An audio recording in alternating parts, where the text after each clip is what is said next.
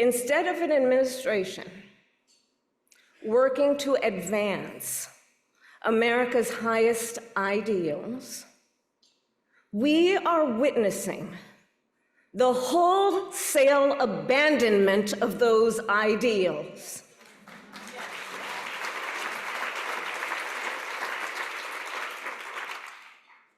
And what we are also seeing in these last 14 weeks is Americans using their voice and showing their courage. We all know President Trump and his administration and their allies are counting on the notion that fear can be contagious. They are counting on the notion that if they make some people afraid, it will have a chilling effect on others. But what they're overlooking, what they have overlooked, is that fear is not the only thing that's contagious. Courage is contagious.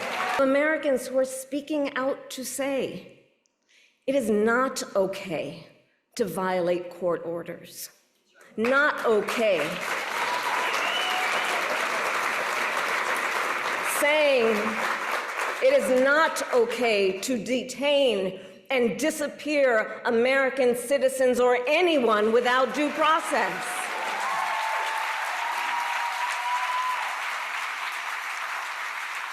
The courage of judges to uphold the rule of law in the face of those who would jail them.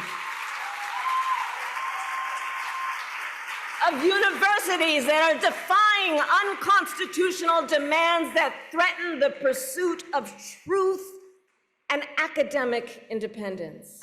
We are living in a moment when the checks and balances upon which we have historically relied have begun to buckle. And we here know that when the checks and balances ultimately collapse, if Congress fails to do its part, or if the courts fail to do their part, or if both do their part, but the president defies them anyway, well, friends, that is called a constitutional crisis. And that is a crisis that will eventually impact everyone.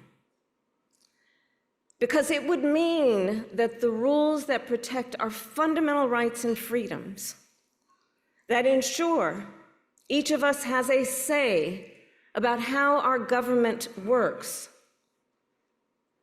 will no longer matter.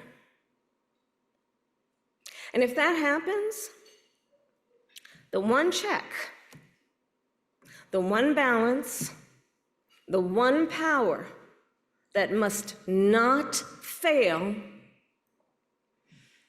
is the voice of the people.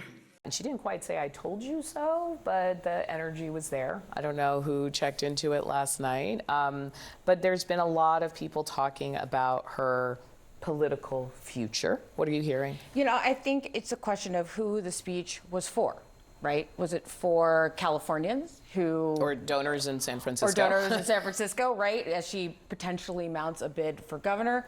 Is it for disaffected Democrats all over the country because she's thinking about 2028? We'll have to see. One thing we know, though, is that she's not going to run, if she decides to run for president.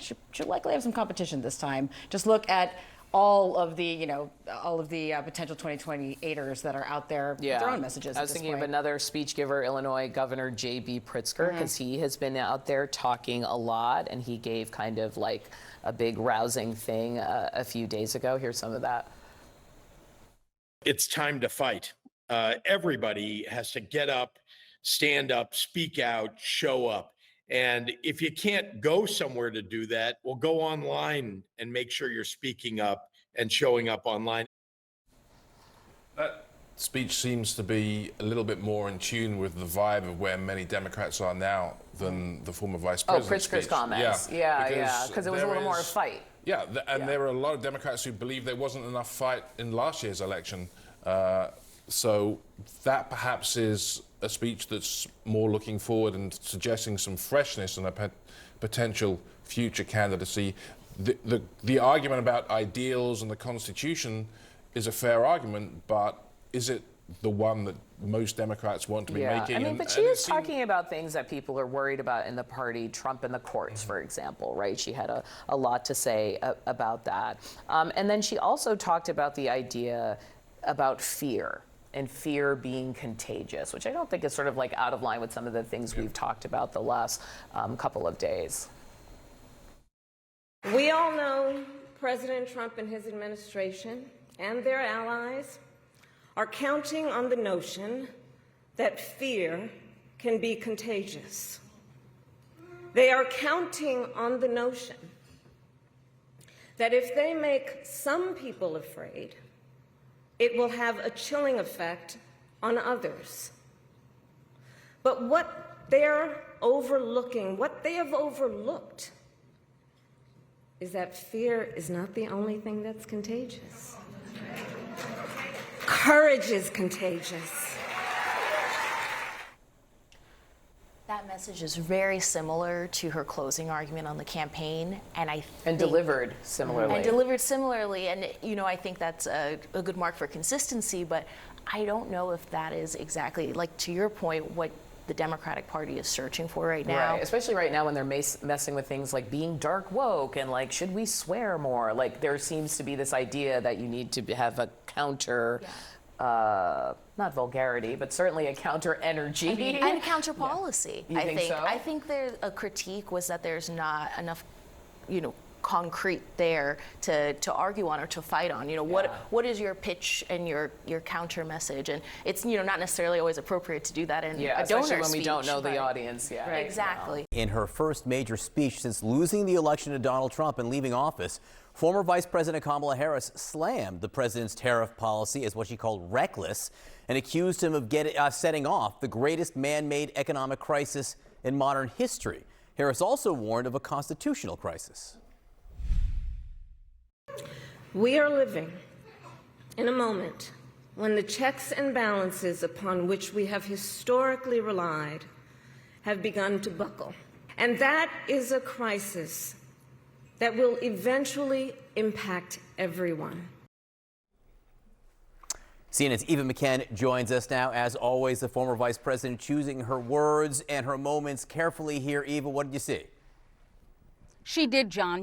In the vice president's first major speech since the election, it really served as both a call to action and a pep talk of sorts for Democrats. She leaned heavily into Americans' concerns about the economy, blasting the tariffs, warning that a recession is possible.